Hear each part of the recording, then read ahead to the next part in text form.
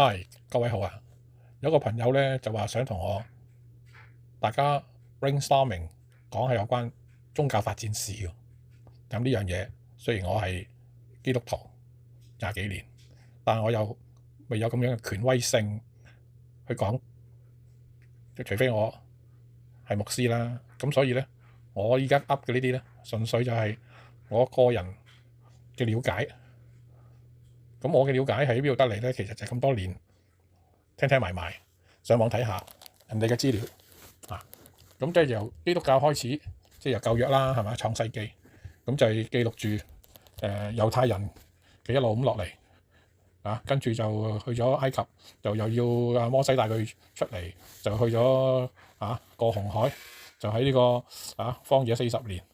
啊，咁跟住又建立翻猶大國，跟住又分裂南北，跟住搞就到新約。新約時代就成書就係1至4世紀，係嘛？就係耶穌門徒就秉承住呢個基督教。咁其實嗰陣時嘅基督教就即係天主教、東正教就冇分嘅。直到呢個羅馬帝國，即係君士坦丁大帝就放棄咗嗰啲咩太陽神教啊、多神教啊，咁就實行呢個以基督教作為國教，咁就教會先開始有制度化、政治化，係咪啊？隨住東西分裂啦，公元1054年大分裂嗰陣時就分開咗羅馬公教即係 Catholic 啊，同埋呢個東正教 Orthodox 啊。咁教皇梗係權威啦，坐喺羅馬係嘛，最高領袖，所有國家都要聽佢講，因為佢哋都係教徒嘛。但係咧，東方教會咧即係拜占庭，佢就唔認佢啊。咁因此咧，喺呢個神學觀點裏邊咧，譬如聖靈係由父而出，定係由父及子而出有好多爭議。呢啲我都唔識嘅。文化語言咧，就係羅馬就梗係用拉丁文啦。你見到而家啲教宗都係同你念經都係拉丁文，而呢個 Orthodox 咧，佢就用希臘文政治中心就一人分一半西邊咧就係羅馬天主教，東邊就係東正教，即係君士坦丁堡，即係而家嘅土耳其伊斯坦堡。咁跟住宗教改革嘅公元16世紀就去到呢個馬丁路德。馬丁路德咧，跟住仲有個 Calvin 啦，即係加爾文啦咁佢哋就反對呢個羅馬教廷腐敗又有贖罪券、過分權威，乜都聽你講，提倡就係即係再洗啦、信心稱義啦結果咧就變咗嗰啲叫做新教啦就反對者嚟嘅。咁跟住咧裏邊後再出到就係有路德宗、改革宗英國就有咁又整咗個叫咩話浸信會循道會福音派靈恩派都係喺嗰度出即係公教。英國因為英皇唔 like 羅馬，唔俾佢離婚又結婚，咁一氣之下就自己搞，就係咁啦。咁所以咧，其實呢好多都係因為有啲係個人嘅利益啊，即係英國特別係啦，唔結得婚就嚟啦反正我係島國，唔關你事你出兵打唔到我嚟到現代咧，所以你知道有東正教啦，就喺希臘俄羅斯巴爾幹半島為主天主教咧就係梵蒂岡啦，唔使講，全世界最大噶啦。新教就係喺歐美、亞洲、非洲都有無數分支。有啲人就話咧，東正教好純正，咁但係咧，主要就係佢哋咧就係維持住早期教會啲禮儀、神學聖像傳統都比較少變化嘅咁同埋政治上咧，因為佢哋相對封閉，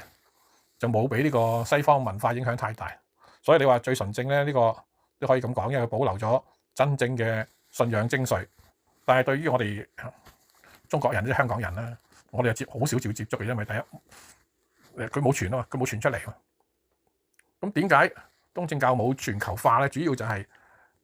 佢地區都封閉，俄羅斯又係封閉，係咪？同埋咧，就算係喺俄羅斯發展，經過共產黨統治咧，佢啲宗教活動又唔俾佢係咁 active 嘅咁所以佢就冇得搞。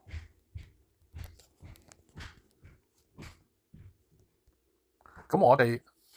香港人嚟到北美咧，咁即係都係入基督教啦，係嘛？就喺香港都係基督教都比較就普遍。咁嚟到北美咧，其實17世紀移民咧就係嚟到呢個麻省啦一帶啦，咁就最早就係喺英國嚟嗰啲人咧就係清教徒啊，咁啊有循道會啦、浸信會啦，係嘛？19世紀、18世紀就更多呢個傳教士就喺北美建立教會，咁啊地大物博啊嘛，北美人又少，咁啊自然咧就係自治啦，各自為政，咁同埋咧北美就崇尚呢個自由啊嘛，咁所以咧個個都獨立運作㗎嚇，最多就係叫 team up 一齊叫 under 一個教派咁樣，咁呢個因為北美你睇到啦，民主精神喺美國、加拿大都一樣嚇，同埋地理又分散，冇歐洲咁 population 冇咁 dense 啊，個 density 又低啲，咁同埋咧個思想咧又因為新教又冇呢個教皇啦，咁大家就好 free 嘅啊，宗教自由化真係就有靈恩派啊、福音派啊、改革宗啊、五旬節派，咁啊個個即係百花齊放，真係百花齊放。市場化咧就好多啲教派，主要佢有個牧師咧。即係有啲 marketing 咁樣咧，就好容易吸納群眾啊！有啲教會，哇！一聚會就冚唪唥嗰啲人去晒，可以有幾千人嘅，啊！即係全部都係啲 public speaker 啲牧師，啊！啲個人魅力，一陣間又靈恩派仲犀利啦，又話識醫病，咁因此啲黑人啊，即係有陣時有啲唔係話咩白人一樣啊，總之佢有咁嘅需要，啊！市場有咁嘅需要，咁佢就又話醫病，又話可以俾聖靈啊你睇個身體，啊！好誇張啊！靈恩派嗰啲，所以咧有一段時間真係好犀利嘅。咁就算係一啲比較上正統啲嘅教會咧，其實嗰、個點樣傳釋呢個聖經嘅 message 咧，其實嗰個牧師係影響好大嘅。咁因此，如果你啲受眾啊，啲會眾唔係咁精靈咧，好多時就會可能唔係愚昧嘅，即係話你慢慢就會潛移默化，好容易受佢影響嚇。咁呢個咧壞嘅影響就少嘅，但係總之其實我會覺得教會好多時會有一個方向咧，隨住每一次有牧師改動咧，其實都有改變嚇。咁呢個係我個人嘅感覺啦，未必一定係啱嘅。